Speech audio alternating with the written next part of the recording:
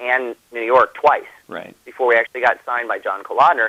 But it really doesn't matter to me because it's really not up to a music fan to know how hard someone struggled to bring them the music that they actually made a part of their life and currently a part of their iPod. Right. For me, I really don't care. I think what is the thing that people respect most. Yeah. To be honest with you, is the same attitude that my dad actually, kind of wrote a song about, which was Garden Party. You can't please everyone, so you got to please yourself. Right. And I think nothing is more worthy of respect than people who won't quit. Right. And honestly, Matthew and I have really dealt with the toughest shots that the harshest critics in the world have been able to throw. And man, it's 20 years later, and we're still making the music that we love to make, and we do it better than anyone else in the world. So, it's totally fine with me. To me, I didn't really. Honestly, I'm going to change what I was about to say, because the one thing that's really changed between now and then for me, you mentioned the Duran Duran thing, was perhaps not the way people are listening to the music, but for me, the motivation that the music was made from. I think when I made my first record and I was young and dumb and insecure, I was making that record and going for that success from my ego. It was really ego-driven. It was like, I'm going to show all those fuckers from back in high school who told me I couldn't do it that I can. Right. I'm going to tell all those teachers who told me I wasn't going to amount to anything that I can't. My mom who said, do anything other than music, please God, that she was wrong. And I remember actually being so focused on the outcome, being number one and selling millions of records and doing all that stuff that, a terrifying moment for me, believe it or not, was on my 22nd birthday. I got a phone call from the manager who said, as of this morning, you have the number one song on the planet. Yeah. You have the number one song on the Billboard Hot 100, the holy grail of all charts. You've done it. Right. And it's funny because, if you're coming from ego and stuff, you think that's going to be the end-all, be-all, but I remember this terrifying feeling of, oh, shit, now what? Right. And I'm only 22. Right. So it's like, I didn't remember the ride. I didn't remember all these, incredible adventures I had going from small town to small town with an acoustic guitar with my brother, in the year that Milli Vanilli scandal happened, proving to all these radio people that we actually really did write and sing and play. Right. And all this great, I don't remember any of that stuff. And so I vowed to myself, if I were to be able to get another crack at it, that I wasn't going to be coming from my ego, I was going to be coming from my heart. And honestly, that's what this newest record was really made from, was a completely different motivation. It was, I'm not trying to prove it to anybody other than myself. Right. Making music that I make because I want to, not because I have to. This was definitely not a record I had to make, but it's something that I always felt I was destined to make in 1992 or 93 had grunge not happened. Right. So is that? Do you think that's why primarily that? We'll get back to the album, but that there was such a long gap between 90 and 95. Like Geffen didn't put anything out by you guys. Yeah, I know it for a fact. Here's what happened. We went out and we did a whole tour to support the After the Rain record. We went out and we did I think 225 dates. Right. We were gone for 14 months straight. And because, when you're out there on a tour, the inside of every concrete bunker looks the same. Right. When you're touring, you're going from arena to arena, and it's Groundhog Day, and you've got a job to do. So my focus for 14 months was keeping my voice and bringing a great show every night, no matter how up or down I was feeling. Right. So that was my job, paying no attention to what was actually going on back home and in the world in general. We were experiencing the single largest paradigm shift in music industry history. Yeah, absolutely. Unprecedented. Never happened before that way, and it probably will never happen since. And the double whammy is that Geffen Records, my own label, is who signed Nirvana. Mm-hmm. Okay, so I come back home from playing for 14 months straight, made the record company $25 million. I think I'm going to come home the conquering hero, get right back in the studio, make another record. And I come back to find, with just a couple notable exceptions, everybody that I knew at the label, everyone I'd been working with for years who would sign me, they were all fired and gone, and Geffen had hired college kids Right. I mean, fresh, like pluck them out of school. Everyone's wearing flannel. If you weren't from Seattle, you were just persona non grata. Right. Radio wasn't playing you.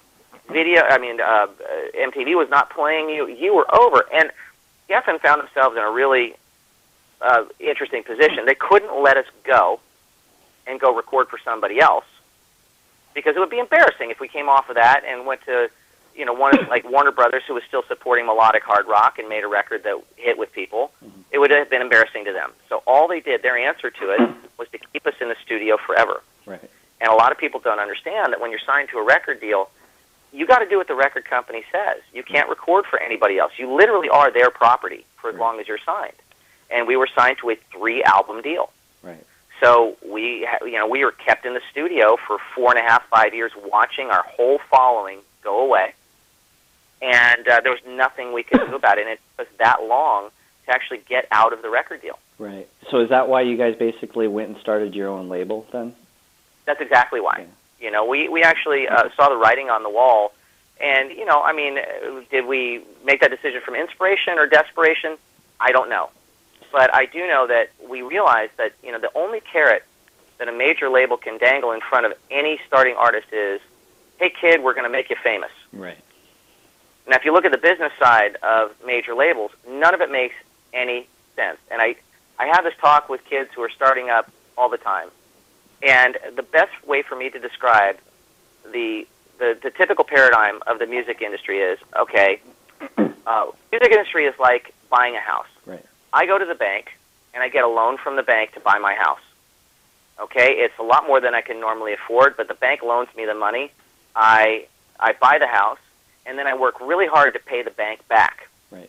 And I work for 10 years to pay back the bank all of their money, and I finally pay the bank back, and the bank still owns my house. Right. I've just described the record industry. That's what it is. Right. You get an advance. You hopefully pay back the advance, which most bands don't. We did. And then the label still owns your masters. They still own your real estate. Right. And we thought, you know what, that's kind of screwed. But if the only leverage that a major label has is we're going to make you famous, what happens if you are famous? What happens if you've worked hard and what you actually really got out of it might not be the financial reward, but what you got was you got notoriety. Sure. How can you turn that into something where you have the power and you can actually sell your records? And that's what we did. We started Stone Canyon Records, and we went to all of these different labels all over the world that Geffen had been working with in the different territories. Like, it's not Geffen Records selling our records in Japan. Back then it was MCA. So we went to MCA in Japan, who'd had great success with us in their territory, and said, hey, we're no longer with Geffen, but would you like to work directly with us and still release Nelson records? They're like, absolutely. So we would do our individual deals as a label with all these different, territories and countries all over the place. Right. And that's what sustained us for the entire grunge movement, 10 years of people not playing guitar solos and staring at their shoes. We were out there internationally, keeping the light bill paid. When a lot of our contemporaries went from heroes to zeros overnight, we were still working, but we were doing it on our own terms, and I don't regret that decision at all. Well, I think in a lot of ways, though, it ended in. I don't know if you realized it at the time, like you said, did you do it out of desperation or whatever, inspiration? Mm-hmm. But it became the model. Years later, that I've talked to tons of people in different bands, and they're like, yeah, we're starting. We're going to just do it this way. We're going to do it our way. Yeah, we have our equipment. Really helped, though, man. Yeah. What's really helped, honestly, is the internet's been the great equalizer. Yes, that's what's really helped because. Beforehand, a couple of things, and this is how technology can benefit people in the music industry. You once upon a time had to spend $250,000, $300,000, $500,000 making a rock record because that's where the technology was at. In order to record, you had to go into the big studio. You had to record on giant reel-to-reel tape. You had to spend $1,000 a day doing it. That's just what it was. It was the only game in town. Right. Okay, your only other alternative was, making demos on a little Fostex cassette recorder, which sounded like ass. Right. Okay? What's changed now is, you've got full-blown professional unlimited tracks, digital recording given to you for free in GarageBand on your Apple laptop. Yeah, exactly. Okay, 20 years ago, if you were to tell me that, I would laugh you out the room because your competition for that would have been, let's say, just the recorder, a Mitsubishi 32-track digital machine. $500,000. That's what it costs. Right. Now they're giving it away with, plugins and all that stuff. So, I mean, that's really helped as far as recording budgets are concerned. Okay, so that was one of the reasons why you had to get a major label deal, was to fund the actual recording.